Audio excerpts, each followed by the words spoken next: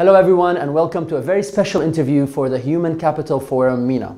Our guest today took a fairly new technology multinational that just started in the region, and within less than 3 years he added a zero to its growth. That's tenfold in less than 3 years, and today he's going to tell us his secret. Taj Elkhayat, Regional VP for Riverbed Technologies for the whole of Middle East and Africa region. Welcome. Hello, Mustafa. Thank you for having us today. Thank you for accepting to see us. I know you have a very busy schedule, and obviously the first thing I'm going to shoot into, what's the magic behind this success? Well, it's the same topic that you're speaking to me today. It's about human capital and the importance of human capital in achieving great results and sustainable results. Well, surely, I mean, tenfold growth attributed purely to human capital is a bit of an exaggeration in my opinion, or I would like to challenge you on that. Absolutely. So if you really look at it, most companies today claim that they have the smartest people. I actually believe that Riverbed has the smartest people, but also with a good balance of emotional coefficient, which basically grants you the emotional intelligence aspect that is very, very important in the way that we do business with people and companies all over the world. At the end of the day, people buy from people. So when you look at smartest people with the right emotional coefficient, it gives you, you can reach multiple dimensions and you can cross multiple boundaries in achieving customer satisfaction, partner satisfaction, and more importantly, make the interaction focused on the real business value and the real business needs versus just what the technology actually offers the customer. Or even with partners working with you, obviously, if they're more comfortable with you and they're more comfortable with what they are going to be achieving from you, and if you are reliable to them and you're going to help them grow and be more successful, you need to balance that between just the business aspect and put some more emotions into it. So as far as we're concerned, when you look at emotions, emotional coefficient and intelligence, it gives you the ability to be self-aware. It gives you the ability to be having better relationships internally and externally. So therefore, you enable your team to have a better teaming spirit, but more importantly, you have better relationships with the people depending on you. If you are socially aware, then you're able to bridge a lot of differences in different cultures. We all know today that different cultures need different way of adaptation and interaction. When you have people that are very high on emotional intelligence, yet very smart, they'll be able to adapt to any culture and make sure that they make the best out of these relationships. And last but not least is the ability to self-manage. Today when you have people that are smart, sometimes they don't really understand how they need to self-manage themselves for them to be able to drive a specific point across with people that are maybe sometimes difficult to deal with. So when you really focus on emotional intelligence covered with the whole IQ aspect, you'll be able to have people that can actually conduct themselves in a very good manner, keeping the well balance of what they need to achieve. So when you put this type of an engine, if you will, in an organization, it actually enables you to drive tenfold, 20-fold type of growth, simply because people buy from people. And if you have the right balance between IQ and EQ, people will buy from you. You make it sound so easy, as if you just came and the dream team was there and you just had to go and win it and tenfold. And I'm sure the challenge would have been for you starting, coming to a company that was existing. You have existing capital, human capital that you have to deal with. And I'm pretty sure a lot of them were not on par with the standards that you were looking for. So how did you actually handle that and were able to turn it around into an asset and a capital that was able to perform tenfold? That's a very good question, and you're actually spot on. The journey was not easy. It was actually, and that's why I like to call it a journey. It's always a self-improving journey, I would say. When I came to Riverbed Technology, first of all, the size of the team was a lot less than what you see today here in our office. I think we were 25% of the size that we are today. And when I presented my 3-year strategy plan to get their buy-in, or to get the existing team's buy-in to what we're going to be achieving together as a team over the next 3 years. And it was exactly based on 5 pillars. But I actually illustrated that the core of our strategy is about them.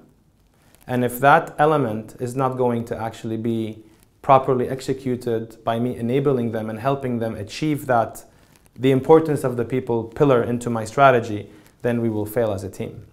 So I started off by giving them the understanding that it's all about them. It's about how they will help me execute on the plan. But more importantly, I focus on two different aspects. I said, I know that I have the smartest people in the industry. And I really do believe that when you hire talent, you hire it based on their credentials, experience, academics, and also their track record. And we know that Riverbed Technology puts in a lot of effort to do the right, if you will, professional background check in terms of how we attract talent. But I also told them that one of the things I will be challenging them with is the EQ aspect and their emotional intelligence. Because I do believe that by talking to partners, talking to customers, talking to our external business partners and internal business partners, how they view us when they deal with us. And how do they actually like to go the extra mile when we come for a request or anything that we need support in? Do they really go the extra mile? Or they say, oh, these guys from the Middle East and Africa, they're asking us for something. Let me do something else. I'll come back to it later. How do we become the priority? So allow me then to interrupt a bit here, because that's the point I'm picking up on. Is actually, what did you have to do to resolve those who were not there and were not passionate, were not engaged, were not high EQ? So out of the asset, I know you're staying positive on what worked, but I want to know actually more what did not work and how did you turn it around? So we did a survey. We did a three-dimensional survey. The first survey we did is we went to our customers. And we asked our customers how did they view interacting with us as a vendor. We did the same thing with our partners. And we did an internal survey. And that internal survey gave me a little bit more, I would say, insight than what the external world has. Because you carry yourself very differently. That survey was very interesting. Customers viewed us as the best technology out there.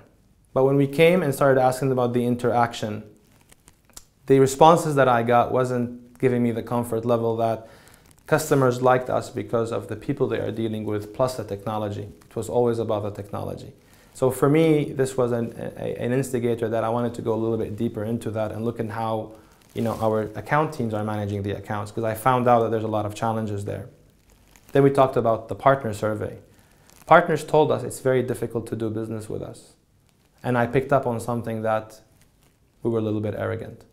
And to me, this was a little bit about not having the right mix of IQ and emotional intelligence. And the last part is the internal. We were not a priority in terms of going the extra mile to come and support the region with requests. And we're emerging markets.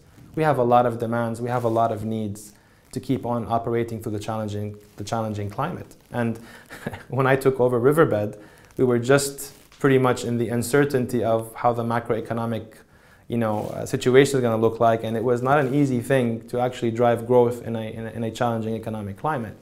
So I had to leverage that on the people. So obviously, once we did this, I did an assessment on the actual individuals, and we realized where we need to invest and where we need to replace.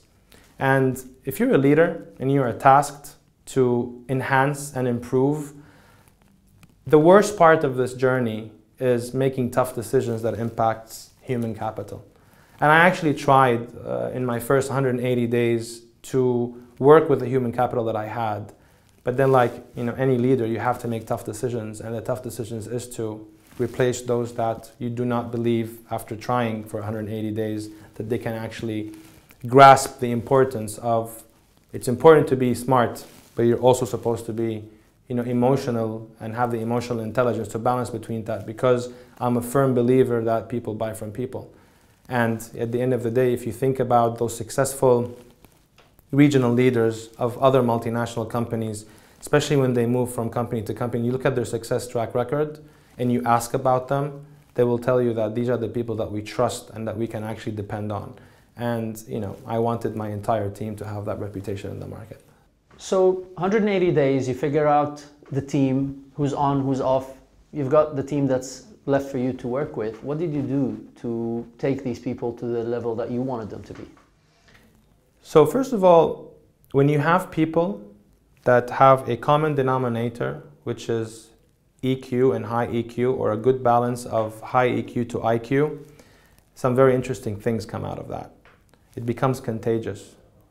So what happens is that when you go into an organization where you have people that are self-aware, they care about relationships, they understand their social awareness, and they're self-managed, you will start seeing people working a lot better together, and it becomes very, very contagious.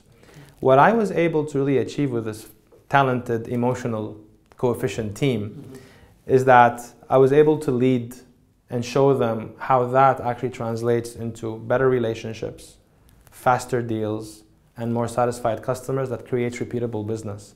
Because most of the growth that we've delivered over the last 3 years has not just been about new business, it's about actually recurring business and repeatable business. The amount of business that we were able to create from existing customers surpassed 55% of our annual business. For you to be able to get more than half of your revenue from existing customers in an economic climate like this, that's very, very commendable, and the team did a fantastic job.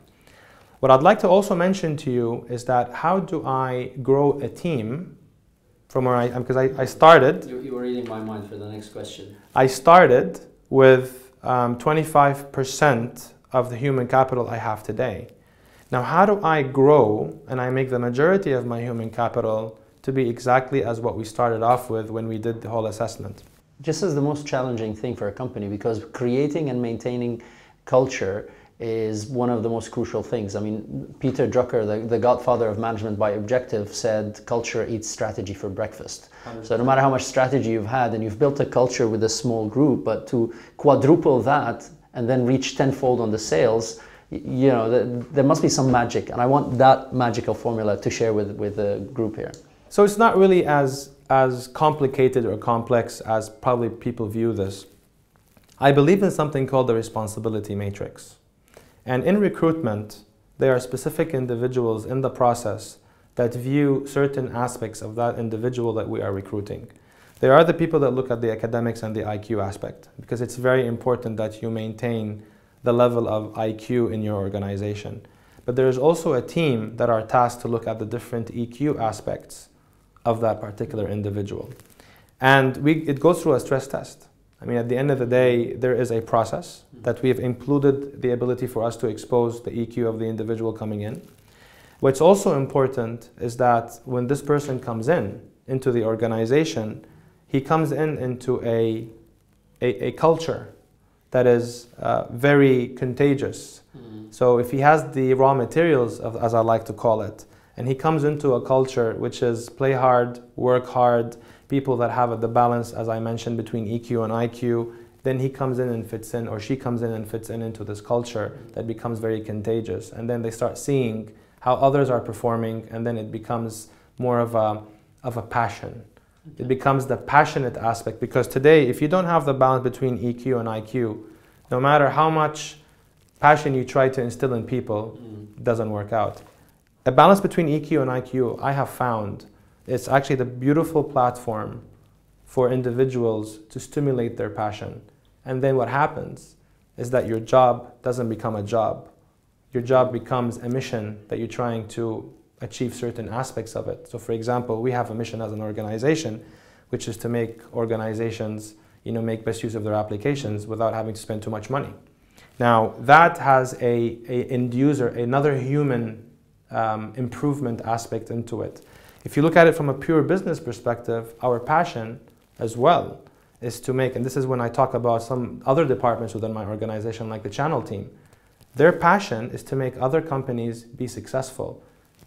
Their job, however, is to manage partners, but their passion is to make sure that their partners are very, very successful.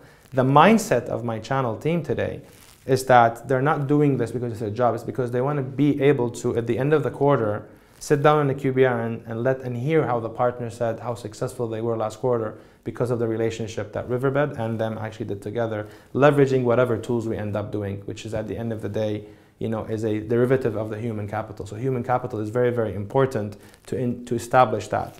So when you bring in that balance and you apply, you stimulate the passion, how could you not grow your business tenfold?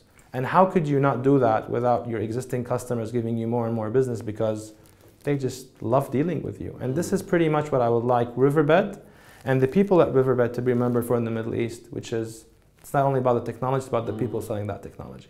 I like that. I mean, a pretty impressive way to wrap up this interview a technology company, tenfold growth in 3 years, and you're saying it's all about people and you want to make it fun and amazingly passionate to deal with these people. Well, they have a crazy boss at the end of the day, so that comes with the package as well. So I'm sure you've got the passion for it, and I'm sure, and what Absolutely. I love is the balance that you said, you know, it's EQ, IQ together, and this is what true passion is about. Passion is not just about, I was interviewing Fons Trompenaars, and he said it's not about waving your hands. It's about being grounded, but still so focused and dedicated. So thank you very much for sharing these amazing tips, pleasure. And I'm sure our guests would have enjoyed it. I'm really sure you found this very valuable and amazing. So if you'd like to see Taj speak live and other amazing guests, please do join us at the coming Human Capital Forum in May 2016. See you there. And this is Mustafa, the Passion Guy.